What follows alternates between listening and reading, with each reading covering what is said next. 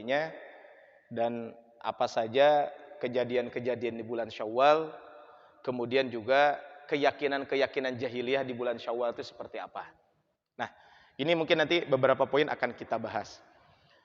Baik, bismillahirrahmanirrahim. Al-Imam Ibnu Hajar Al-Asqalani di dalam kitabnya Bulughul Maram min Adillatil Ahkam, beliau menyebutkan tentang babu saumit tatawwu, bab yang membahas tentang saum tatawwu. Nah, apakah yang dimaksud dengan tatawwu? Tatawwu itu secara bahasa adalah fi'lut ta'at mutlaqah. Jadi melaksanakan ketaatan secara mutlak, itu namanya tatawwu. Ya. Makanya kalau disebutkan, walaupun para fuqaha, para ulama fikih mengatakan tatawwu itu adalah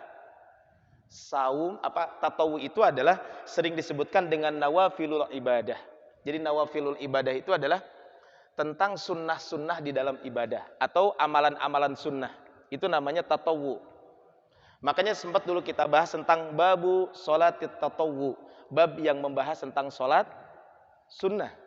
Ya, yang kata Al-Imam Al-Ghazali, menarik ya, Bapak Ibu rahmati Allah SWT, tentang sunnah ini, ibarat pedagang. Pedagang itu kan ada modal, ada keuntungan. Nah, modal itu adalah ketika kita menjalankan kewajiban, ibaratnya itu modal. Ketika kita menjalankan sunnah, maka ibarat kita mendapatkan keuntungan. Jadi kalau kita melaksanakan wajib, ya bahasa sederhananya balik modal gitu. Tapi kalau kita menjalankan sunnah, maka kita dapat keuntungan lebih. Nah, makanya dalam pembahasan ini babus sholat tatawwu.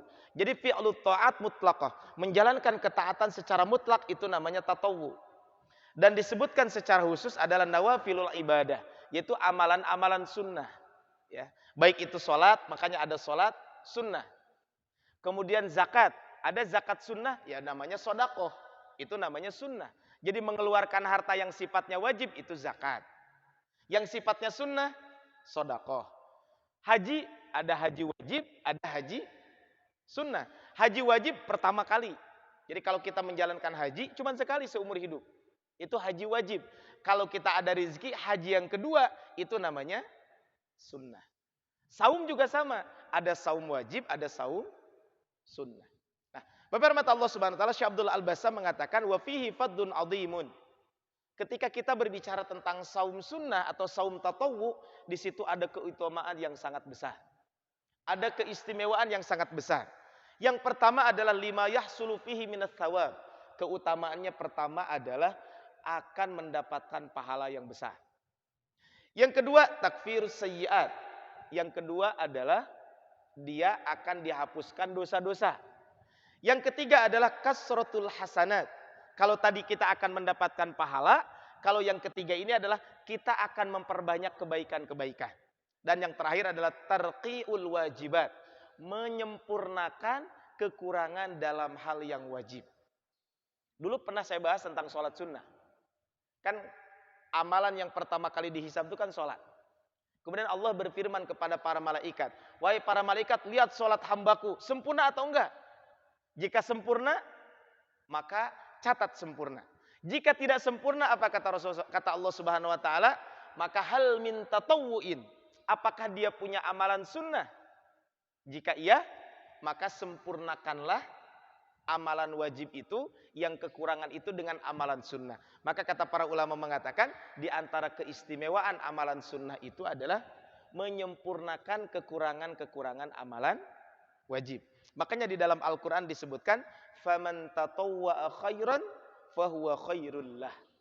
Tadi saya baca di muqaddimah surat Al-Baqarah ayat 184. Ya, ayat 184. Kan ayat ini berbicara wa 'alal ladzina yutiqunahu fidyatun ta'amu miskin. Dan bagi orang-orang yang tidak mampu menjalankan ibadah saum, maka dia dibolehkan untuk tidak saum dan diganti dengan fidyah. Nah, ini yang tidak mampu itu adalah orang tua yang tidak sanggup untuk saum, yang kedua adalah orang sakit yang tidak mungkin sembuh. Ini yang disepakati oleh para ulama. Adapun ibu hamil dan menyusui, ini debatable para ulama, apakah fidyah, apakah qadha, apakah fidyah plus qadha. Nah, Tetapi wa 'alal ladzina yutiqunahu fidyatun ta'amu miskin. Ini kan dan bagi orang yang tidak mampu berpuasa, maka dia membayar fidyah. Fidyah ini adalah memberikan makan kepada fakir miskin. Nah, ini punten Bapak Ibu, sering ada pertanyaan, adakah amil fidyah? Enggak ada amil fidyah ya, awas. Jadi amil fidyah tuh enggak ada. Kalau zakat ada amil zakat. Sehingga amil zakat itu berhak mendapatkan bagian dari zakat. Itu namanya amil zakat.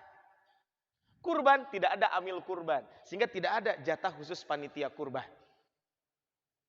Beda dengan zakat. Kalau zakat ada jatahnya. Sama dengan fidyah. Fidyah itu tidak ada jatah buat amil fidyah. Bisi katanya, ya perlu dikoreksi ya. Kita juga nggak tahu ya. Karena banyak yang nanya ke saya.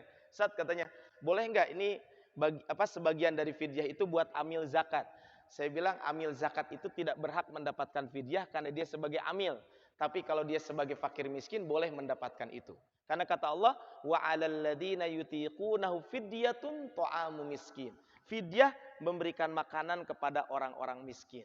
Jadi fidyah itu 100% buat fakir miskin. Kalaupun mau ditarik berarti itu mah biaya operasional, mah enggak. Contohnya fidyah 50.000, biaya operasional 10.000. Nah, yang 10.000 itu biaya operasional. Artinya di luar fidyah. Kalau fidyah tidak boleh diberikan kepada selain fakir miskin. Nah, kemudian kata Allah, faman tatawwa'a khairan. Siapa yang melakukan tatawwu kebaikan, artinya amalan-amalan sunnah melebihi dari amalan wajib, fahuwa khairun lahu, maka itu kebaikan buat dia. Makanya ketika ditanya, ari fidyah berapa takarannya? Memang para ulama berbeda pendapat. Sebagian mengatakan fidyah itu adalah kurang lebih kalau beras itu sekitar 0,70 gram. Artinya kurang dari sekilo. Ya, ini 7 os lah bahasa kitanya. Tapi kan para ulama mengatakan jangan hanya dikasih beras, tapi plus lauk pauknya. Nah, berapa kira-kira? Ya tergantung dia makan biasanya berapa. Kalau dikalkulasikan. Makanya kalau Basnas biasanya menentukan contohnya satu orang atau lembaga-lembaga sosial, ya lembaga-lembaga laz atau lembaga-lembaga amil zakat yang kadang juga mengumpulkan donasi dari mengumpulkan fidyah, contohnya 25.000. 25.000 boleh nggak saya bayar 50.000 satu hari? Boleh, nggak apa-apa. Karena ini termasuk tatawwu. Faman tatawwa'a khairan fahuwa khairul lah. Man zada 'anil wajib binawafil ibadat fahuwa a'dham. Siapa yang menambah amalan selain amalan wajib dengan amalan-amalan sunnah, maka itu pahalanya besar. Li'annal khair ismun jami'un likulli amrin nafi. Karena yang namanya kebaikan itu nama yang mencakup seluruh perbuatan, seluruh urusan yang bermanfaat. Makanya Bapak Ibu, kalau kita berbicara tentang saum sunnah, berarti memang berbicara tentang saum nawafil tersebut. Saum tatawwu itu punya keistimewaan. Kemudian beberapa Allah Subhanahu wa taala di antara keistimewaan amalan sunnah, kalau tadi ada menghapus dosa, menambah pahala, menyempurnakan amalan wajib, berikutnya adalah bahwa dalam hadis qudsi disebutkan orang yang komitmen dengan amalan-amalan sunnah, maka Allah akan mencintai orang tersebut, dan jika Allah sudah cinta, maka pasti Allah akan memberikan segala-galanya. Ya, disebutkan dalam hadis wala yazalu 'abdi yataqarrabu ilayya bin nawafil hatta uhibbah. Dan hambaku selalu mendekatkan diri kepadaku dengan amalan sunnah sampai aku mencintainya. Ini kata Allah dalam hadis qudsi. Fa idza ahbabtuhu, kalau aku sudah mencintai, tangannya merupakan yang digunakan untuk bekerja, maka itu tangan aku. Bukan tangan aku berarti ini tangan Allah, enggak. Tangannya selalu dibimbing untuk melakukan kebaikan dan seterusnya. Di ujung hadis kata Rasul, kata Allah SWT dalam hadis qudsi tersebut, jika dia meminta, maka aku akan penuhi permintaannya, dan dia meminta maaf, maka aku akan ampuni. Tapi pada mata Allah Subhanahu wa taala, ini kan amalan sunnah secara umum. Bagaimana tentang saum? Kalau tentang saum ini memang para ulama mengatakan begini. Amalan sunnah apa yang paling utama? Sebagian mengatakan amalan yang paling utama amalan sunnah itu jihad. Sebagian lagi mengatakan amalan sunnah yang paling utama itu sholat.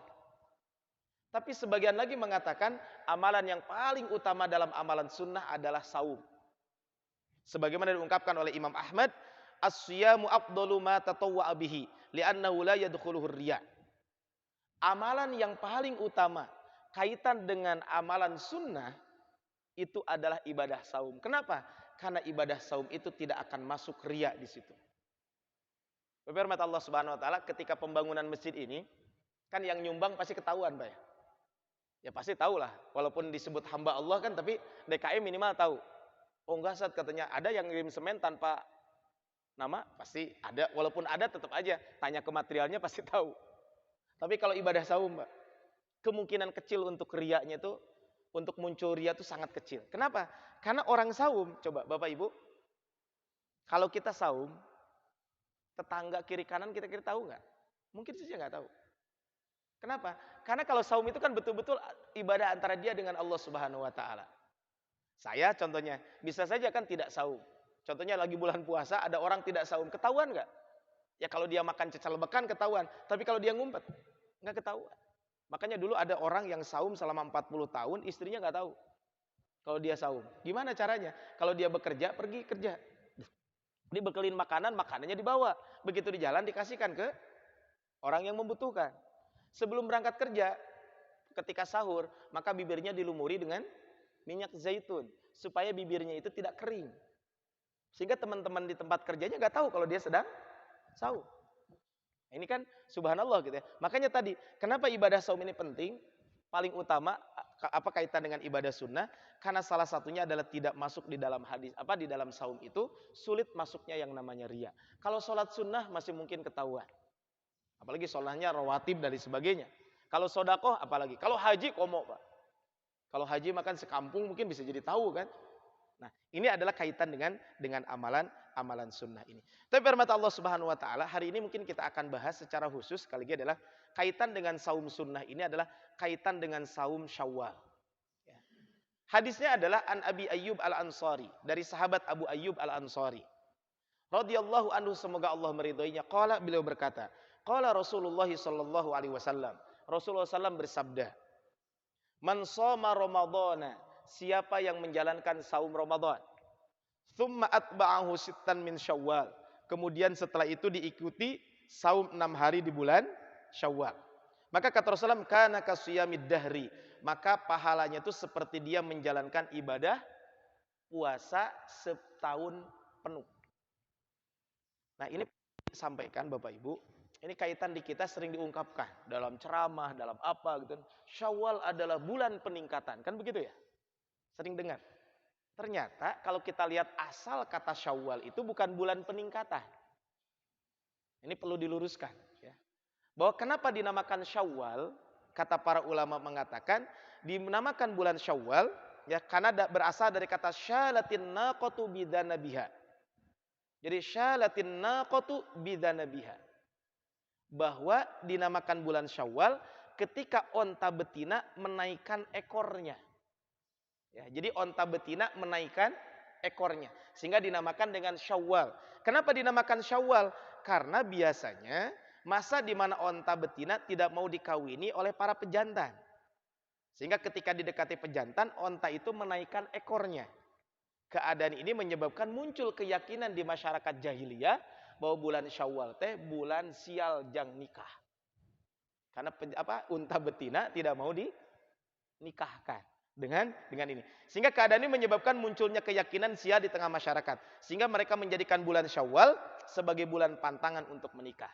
Maka ketika Islam datang, Rasulullah SAW justru menikahi istri beliau di bulan Syawal untuk membantah keyakinan orang-orang Quraisy ketika itu. Jadi untuk membantah keyakinan orang-orang Arab ketika itu. Nah, apa kaitannya bulan Syawal ini dengan unta dinaikkan menaikkan ekornya gitu? Kaitannya adalah Bapak Ibu, karena bulan Syawal itu bulan menjelang diharamkannya berperang. Kan ada 4 bulan yang diharamkan. Dzulqa'dah, Dzulhijjah, Muharram. Sehingga orang-orang Arab syalatin naqatu bidanabiha. Unta itu kan si buntutna teh diacengkeun ka luhur. Nah, maka karena kondisi seperti itu biasanya orang-orang Arab ketika itu di bulan Syawal tuh pedang digantungkeun. Kunaon? 3 bulan perek enggak boleh perang. Sehingga disebut dengan Syawal. Makanya tadi disampaikan, ketika mengatakan bahwa Syawal itu adalah bulan peningkatan, ya perlu diklarifikasi dulu gitu. Ya harus ditingkatkan bukan di bulan Syawal, setiap bulan ya harus ditingkatkan.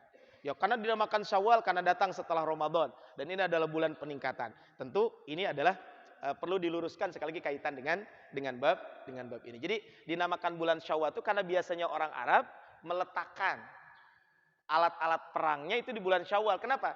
Karena 3 bulan mereka tidak berperang. Dan orang-orang jahiliyah dahulu mereka itu pantang menikah di bulan Syawal. Ya. Sehingga Rasulullah SAW maka ketika bulan Syawal ini Rasul justru menikah. Sebagaimana diriwayatkan oleh Aisyah radhiyallahu anha, tazawwajani Rasulullah sallallahu alaihi wasallam fi Syawal. Maka Rasulullah SAW menikahi aku pada bulan Syawal. Kemudian dan mengadakan malam pertama denganku di bulan Syawal. Maka fa ayyu nisa'i Rasulullah sallallahu kana akhaddu indi minni. Maka manakah istri yang beliau lebih mendapatkan perhatian beliau selain aku? Maka salah seorang perawi mengatakan Aisyah menyukai jika suami melakukan malam pertama di bulan Syawal. Sehingga berdasarkan hadis ini kata Imam Nawawi, tujuan Aisyah mengatakan demikian adalah sebagai bantahan terhadap keyakinan jahiliyah dan khurafat yang beredar di kalangan masyarakat awam bahwa dimakruhkan menikah atau melakukan malam pertama di bulan Syawal. Ini adalah keyakinan yang salah yang tidak memiliki landasan. Bahkan keyakinan ini merupakan peninggalan jahiliyah dahulu. Kalau di kita sih nggak ada Pak ya keyakinan ini. Biasanya di kita mah keyakinan yang tidak boleh nikahnya di bulan Safar ya.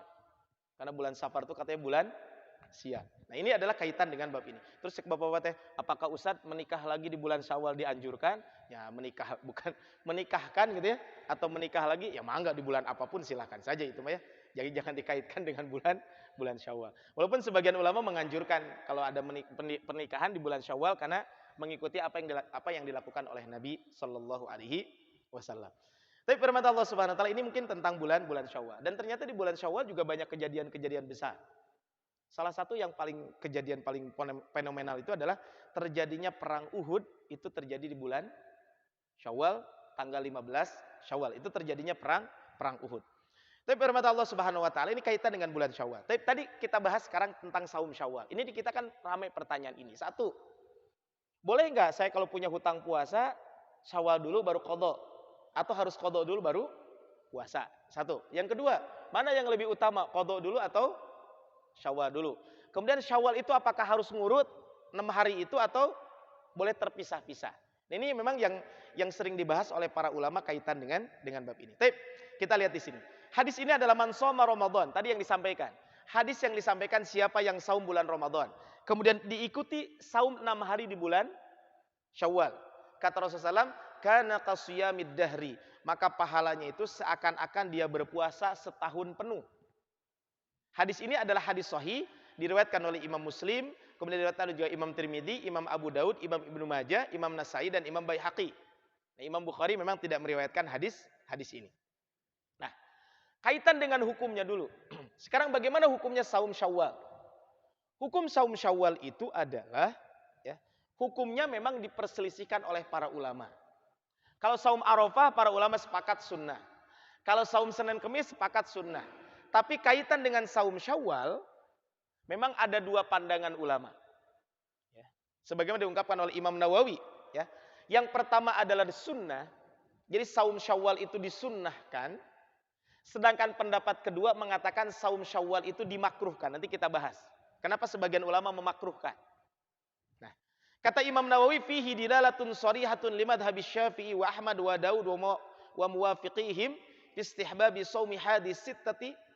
Maka dalam hadis ini, hadis barusan tadi, dalam hadis riwayat Imam Muslim tersebut, maka beliau punya buku namanya Al-Minhaj Syarah Sahih Muslim. Kata beliau, dari hadis yang barusan disampaikan menunjukkan bahwa ya, pendapat Imam Syafi'i, pendapat Imam Ahmad, Imam Daud Ad-Dhahiri dan ulama-ulama yang lain mengatakan bahwa saum 6 hari di bulan Syawal itu sunnah. Wa qala Malik wa Abu Hanifah yukrahu dzalika. Tapi Imam Malik dan Imam Abu Hanifah memakruhkan saum di bulan Syawal. Jadi dimakruhkan. Ya, tapi makruhnya tidak mendekati haram. Nah, menurut mayoritas ulama tadi disampaikan sebagaimana disebutkan dalam ensiklopedia fikih yang diterbitkan oleh Kementerian Agama Kuwait, wadaba jumhurul fuqaha al-malikiyah wasy-syafi'iyyah wal hanabilah wa mutaakhiru al-hanafiyah. Para ulama madhab Maliki, ulama madhab Syafi'i, ulama madhab Ahmad bin Hambal. Dan ulama-ulama generasi terakhir dari madhab Abu Hanifah mengatakan bahwa saum 6 hari di bulan Syawal itu adalah sunnah setelah saum Ramadan. Dan ini juga yang diungkapkan oleh Al-Imam At-Tirmidzi. Kata Imam Tirmidzi, wa qad istahabba qaumun siyamu sittata ayyamin min Syawal bihadzal hadis.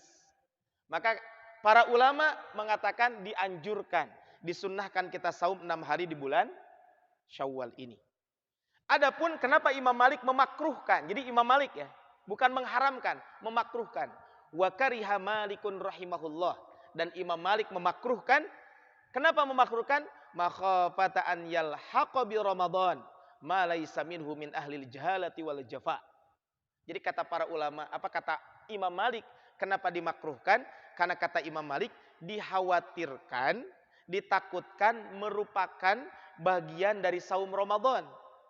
Maksudnya apa? Seolah-olah bahwa kalau setelah Ramadan harus saum Syawal. Makanya kata Imam Malik mengatakan ditakutkan hal tersebut merupakan memasukkan kepada Ramadan dengan sesuatu yang bukan berasal darinya, yang dilakukan oleh orang-orang yang ekstrim dan orang-orang yang tidak tahu. Wa ammar rajul fi khassati nafsihi fala yukrahu lahu siyamaha. Adapun seorang yang menghususkan secara tersendiri, maka saum ini dibolehkan. Jadi Imam Malik mengkhawatirkan, khawatir ini jadi seolah-olah kalau setelah Ramadan harus saum di bulan Syawal. Nah ini kata Imam Malik. Sehingga dalam kitab Al-Istidkar yang ditulis oleh Imam Ibn Abdul Bar, wa dzakara Malik fi siyami syittati ayyamin ba'dal fitri annahu lam yara ahadan min ahli ilmi wal fiqhi yasumuha. Imam Malik menyebutkan tentang puasa 6 hari di bulan Syawal, beliau belum pernah melihat seorang pun dari kalangan ulama dan ahli fikih yang melakukan saum ini. Ini kata Imam Ibnu Abdul Bar. Nah, ini kaitan dengan ini ketika menyebutkan apa yang disampaikan oleh Imam Malik. Adapun Imam Abu Hanifah juga sama, disebutkan dalam kitab Al-Kisani. Ya, Al-Imam Al-Kisani menyebutkan di dalam kitab Al-Bada'i As-Sana'i, kata beliau bahwa ya, Imam Malik berkata demikian, aku membenci saum Ramadan disusul dengan puasa Syawal, dan aku belum pernah melihat seorang pun ahli fikih dan ulama berpuasa, dan belum pernah kepada kami seorang pun dari salaf. Sesungguhnya para ulama memakruhkan hal ini karena khawatir dengan kebid'ahan dan khawatir orang ekstrim akan mengaitkan puasa Ramadan dengan hal yang bukan berasal darinya, yaitu saum di bulan Syawal. Nah, ini adalah kaitan dengan bab para ulama bagaimana tentang hukum saum Syawal ini. Tapi wallahu a'lam, pendapat yang paling kuat adalah pendapat yang mengatakan bahwa saum Syawal itu adalah saum yang dianjurkan. Ya.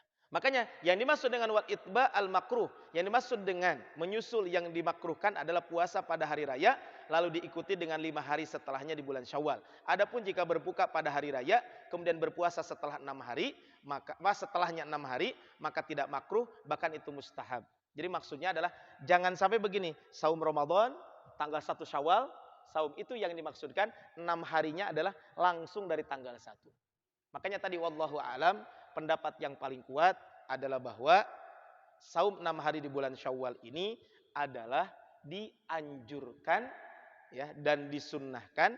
Kenapa? Pertama adalah karena kekhawatiran Imam Malik kaitan dengan menganggap bahwa ibadah Ramadan harus digabungkan dengan Syawal, tentu ini dibantah bahwa tentu ini dibantah bahwa tidak mungkin melakukan itu. Itu pertama. Yang kedua adalah karena memang ada hadis Nabi SAW yang menyebutkan itu. Siapa yang saum Ramadan kemudian diikuti saum 6 hari setelahnya, maka sama dengan dia melaksanakan saum selama satu tahun. Nah, ini adalah kaitan dengan bab ini. Jadi sekali lagi Bapak Ibu Allah Subhanahu wa taala, ini para ulama memang berbeda pendapat tentang ini. Nah, tadi tentang keutamaannya ini sering jadi pertanyaan. Keutamanya kan siapa yang saum Ramadan kemudian diikuti saum 6 hari di bulan Syawal. Pertanyaannya, bagaimana jika ada orang sakit? Kan bisa saja Bapak Ibu kemarin ada yang kebetulan ya terkena sakit, ya pandemi COVID-19 atau dia dinyatakan positif dan lain sebagainya, maka ya orang kondisi seperti ini bagaimana? Apakah dia tetap akan mendapatkan keutamaan ini atau tidak? Ya kan? Tadi saum Ramadan, hari saum Ramadan berapa hari? 1 bulan kan? Lah ini masalahnya dia saumnya cuma 15 hari. Apakah dia termasuk mendapatkan keutamaan ini? Bulan Ramadan kan 30 hari. Sehingga masing-masing kebaikan senilai dengan 10 kan begitu. Jadi Ramadan itu 30 hari, maka satu kebaikan kan dikali 10, jadi 300.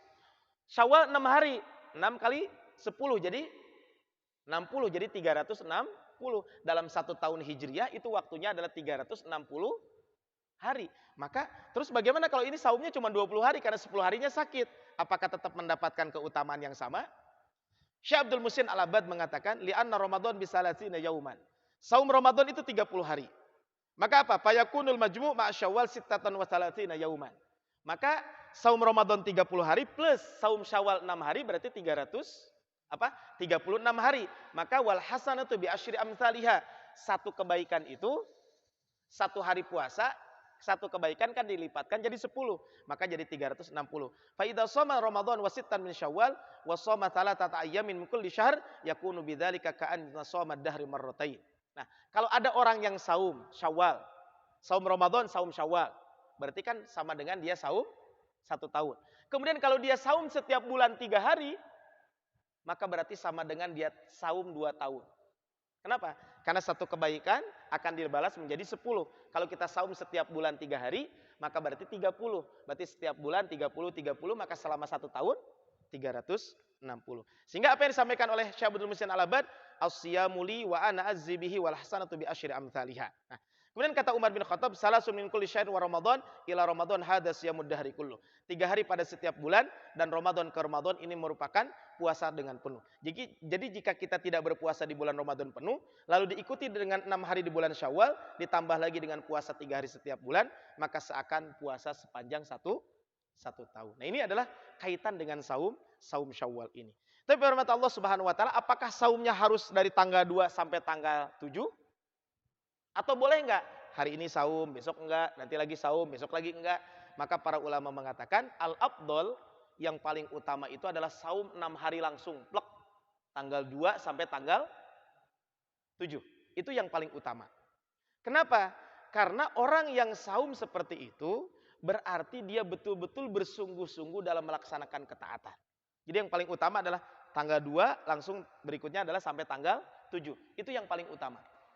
Tapi seandainya kita tidak bisa melakukan full 6 hari itu dari tanggal 2, maka boleh saja kita belum sampai hari ini contohnya kita belum saum nih. Maka boleh-boleh saja. Saya mulai Senin besok mau saum. Kemudian nanti saum lagi Kemis, saum lagi Senin, saum lagi Kemis, saum lagi Senin, saum lagi Kemis. Ya udah, berarti 6 hari di bulan Syawal itu bisa aja Senin, Kemis, Senin, Kemis, Senin, Kemis. Maka kita akan mendapatkan pahala yang sama tersebut. Jadi mau digabungkan langsung boleh, mau juga tidak boleh. Nah, sini jadi pertanyaan, mana yang didahulukan? Apakah saum Syawal dahulu atau qadha? Ini kan sering jadi pertanyaan. Saum Syawal dulu atau qadha? Kalau bicara boleh atau tidak boleh, maka mau Syawal dulu boleh, mau qadha juga boleh. Itu kalau boleh atau tidak boleh, ya. Jadi kalau bicara boleh atau tidak boleh, ya silakan mau saum Syawal dulu boleh, mau qadha juga boleh. Itu mah silakan saja. Tetapi jadi pertanyaan, mana yang lebih utama? Kan begitu. Mana yang lebih utama? Maka jika ada orang yang punya hutang saum, baik itu karena sakit, atau kebetulan karena ibu-ibu haid atau nifas, maka mana yang lebih utama? Tentu yang lebih utama adalah dia mengqadha dulu, baru setelah itu saum 6 hari di bulan Syawal. Ini jelas, yang lebih utama dia mengqadha dulu, baru setelah itu saum di bulan Syawal. Kenapa? Karena jika ada orang wafat, masih punya hutang saum, maka dia harus, ahli waris kan harus membayarkannya. Ya, soma'an huwalihu kan dalam sebuah hadis seperti itu. Atau membayarkan fidyahnya. Itu kalau ada orang yang meninggal dunia, dia punya hutang saum karena udzur syar'i. Kalau orang tidak saum Syawal, kira-kira ada harus dibayar? Kan enggak. Nah, ini adalah kaitan dengan ini. Bahkan jika berbicara fadilah, puasa 6 hari bulan Syawal, sebagian ulama, sekali lagi ini sebagian ulama, bahwa menyatakan tidak akan mendapatkan pahala kecuali dia menyempurnakan saum Ramadan dulu. Kan tadi dalam hadisnya, man shoma Ramadana, siapa yang menjalankan saum Ramadan. Hari saum Ramadan berapa hari? 30 hari atau 29 hari. Tahun ini kebetulan 30 hari. Ibu-ibu contohnya haid 5 hari, berarti saumnya berapa hari? 25 kan? Karena saum 25 berarti tidak kasiyamid dahri. Karena tadi satu kebaikan akan dilipat gandakan menjadi 10. Maka berarti kalau begitu kurang 5. Nah, sehingga sebagian ulama mengatakan dia tidak akan mendapatkan keutamaan itu kalau dia saum 6 hari di bulan Syawal. Tapi sekali lagi ini sebagian ulama. Sebagian lagi mengatakan ya dia tetap mendapatkan itu. Kenapa? Karena dia sudah saum kok bulan Ramadan. Cuman dia tidak saum di bulan Ramadan, ada sesuatu yang harus diqadha bukan karena keinginan sendiri, tapi memang karena ada uzur syar'i. Ya karena ada uzur syar'i ya enggak masalah gitu ya. Kaitan dengan bab ini. Makanya Syekh Abdullah Al-Faqih mengatakan fal jawab anna tsawab al-mutarattab, bahwa pahala yang sifatnya berurut innama yakunu liman shoma jami'a Ramadan, itu bagi orang yang saum full Ramadan penuh. Wa man baqiya alaihi yaumun, maka barang siapa yang punya hutang satu, jadi puasanya tidak full 1 bulan, bagi siapa yang menyisakan sehari dia tidak berpuasa, maka dia tidak akan dihitung puasa seluruhnya. Karena dalam hadis Nabi tadi disebutkan, man shoma ramadhana summa atbahu syittan min Syawal kana kasiyamid dahri wa ala hada fabda biqada'il yaum summa ba'da dzalika sum asyid. Maka kata beliau, maka mulailah dengan mengqadha dulu, baru setelah itu melaksanakan saum di bulan Syawal. Bahkan kata Syekh Utsaimin rahimahullah, adapun saum sunnah yang menyusul puasa, artinya saum yang kaitannya dengan ibadah Ramadan, seperti saum 6 hari di bulan Syawal, tidaklah membawa manfaat bagi dirinya sampai dia menyempurnakan semua puasa Ramadan, yaitu tidaklah mendapatkan hasil puasa 6 hari Syawal kecuali dia melakukan puasa Ramadan seluruhnya. Artinya kalau punya hutang berarti diqadha dulu. Karena Nabi mengatakan, man shoma ramadhana summa atba'u syittan min Syawal kana kasiyamid dahri. Seandainya ada seorang manusia yang berhutang puasa Ramadan 10 hari, lalu dia sampai waktu hari raya disyariatkan untuk puasa 6 hari Syawal, lalu dia melakukan dia disyariatkan untuk berpuasa 6 hari Syawal, lalu dia melakukan puasa 6 hari Syawal, setelah itu melakukan qadha Ramadan yang 10 hari itu, kami katakan bahwa Anda dengan puasa yang seperti itu tidak akan mendapatkan ganjaran puasa Syawal. Ini kata Syekh Abdul Muhsin Al-Abbad Syekh Muhammad bin Shalih Al-Utsaimin ketika menjelaskan tentang ini. Karena Nabi SAW mensyaratkan saum Syawal itu dikaitkan dengan saum Ramadan full. Ini kata beliau. Atas dasar inilah kami katakan, siapa saja yang melakukan puasa 6 hari Syawal sebelum menunaikan qadha puasa, dia tidak akan mendapatkan ganjaran. Pandangan ini juga disampaikan oleh Syekh Abdul Aziz bin Baz dan lain sebagainya kaitan dengan bab ini. Jadi ini kaitan dengan saum qadha dulu atau Syawal dulu. Kalau dikatakan boleh, dua-duanya boleh. Mau qadha juga boleh, mau Syawal juga dibolehkan. Tapi tentu kalau kita berbicara yang lebih utama adalah saum qadha dulu baru saum Syawal. Terus apakah kalau kita Syawal dulu tetap akan mendapatkan pahala? Sebagian ulama mengatakan tetap pahala kasiyamid dahri itu didapatkan. Kenapa? Karena begini, saum Ramadan itu kan waktunya terbatas. Saum Ramadan waktunya, saum Syawal itu kan waktunya terbatas. Sedangkan saum di bulan saum qadha waktunya bisa kapan saja. Ini kan kaitan dengan bab ini. Sehingga orang yang saum Ramadan maksudnya punya hutang bisa diqadha 11 bulan yang akan datang. Kalau saum Syawal maka tidak bisa dia mengqadhanya itu. Nah, ini adalah kaitan dengan ini. Bahkan sebagian ulama mengatakan, bagi yang mengatakan bahwa saum qadha dulu baru Syawal, kan ada pertanyaan begini kemarin. Ustaz, bagaimana kalau seorang perempuan kebetulan haidnya itu panjang, Pak? Kan ada ya yang haid panjang tuh begini. Dia haid 2 minggu mungkin kan, dapat di awal, dapat di akhir kan? Kan ada dapat di awal Ramadan, nanti akhir dapat lagi. Itu bisa sampai 15 hari kan? Terus gimana nih qadhanya? Apakah qadha dulu atau Syawal dulu? Ya bagi ulama yang mengatakan harus qadha dulu, ya qadha dulu. Selesaikan qadha, terus gimana kalau seandainya selesai qadha, ternyata Syawalnya juga keburu habis? Maka kata Syekh Utsaimin, "Wa man 'alaihi qadha min Ramadan lam takun shamat Ramadan, fala yahsulu lahu thawabul ayyam illa ba'da tantahi minal qadha." Maka sehingga dia tidak mendapatkan pahala 6 hari tersebut. Nah, bahkan sebagian ulama mengatakan, ya kalau kondisi seperti itu maka boleh juga dia saum walaupun setelah lewat bulan Syawal. Jika kondisinya seperti tadi, perempuan yang haidnya panjang, kemudian dia harus mengqadha terlebih dahulu. Jadi, berhormat Allah Subhanahu wa taala, kaitan dengan qadha, kaitan dengan saum di bulan Syawal ini memang sekali lagi adalah para ulama berbeda pendapat apakah qadha dulu ataupun Syawal terlebih dahulu. Maksudnya adalah keutamaannya jelas qadha dulu, tapi apakah dia akan mendapatkan keutamaan atau tidak, itu memang para ulama berbeda pendapat kaitan dengan bab ini. Tapi berhormat Allah Subhanahu wa taala, ketika berbicara tentang saum 6 hari bulan Syawal ini disebutkan kata Syekh Abdullah Al-Bassam, istahabbal ulama an yakuna shiyam sitt ba'da yaumil id mubasyaratan. Para ulama menganjurkan orang melaksanakan ibadah saum di bulan Syawal itu adalah setelah hari Id langsung, artinya tanggal 2. Limura'at umurun ammah. Karena beberapa poin. Yang pertama adalah al-musara'atu ilal fi'lil khairat. Yang pertama adalah orang yang melakukan saum tersebut karena memang dia bersegera untuk melakukan kebaikan. Ya. Wa minha al-musara'atu ilaiha dalilun ala raghbati fis siyami wat ta'ah.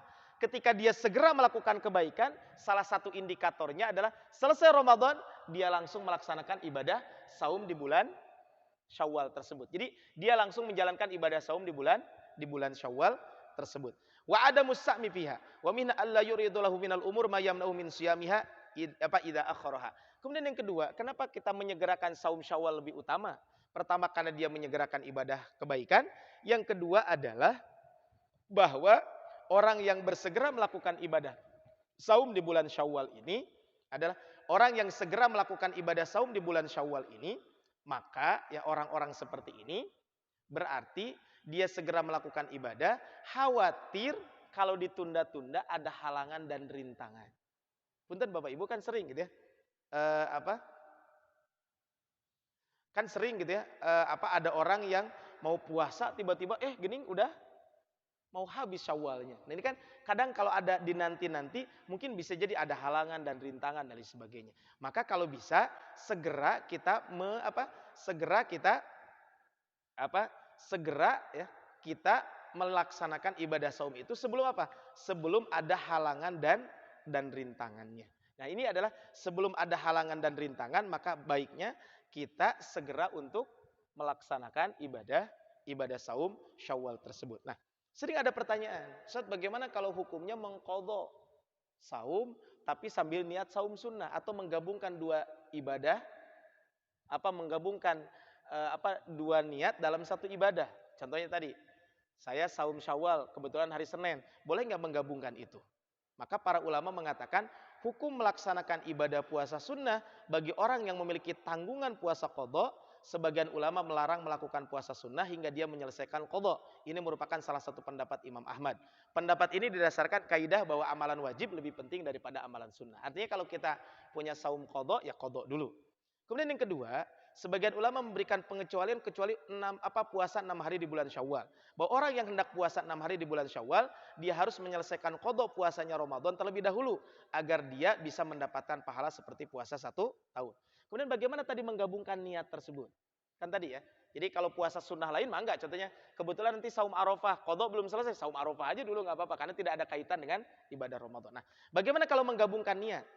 Bolehkah kita menggabungkan niat? Jadi contohnya tadi, menggabungkan puasa sunnah selain Syawal dengan qadha Ramadan. Maka pendapat pertama tidak boleh menggabungkan niat puasa qadha dengan puasa sunnah lainnya. Sebagaimana tidak boleh menggabungkan niat puasa Ramadan dengan puasa sunnah lainnya. Kemudian pendapat kedua, boleh menggabungkan niat puasa sunnah dan puasa wajib selama puasa sunnah itu tidak memiliki kaitan dengan puasa wajib.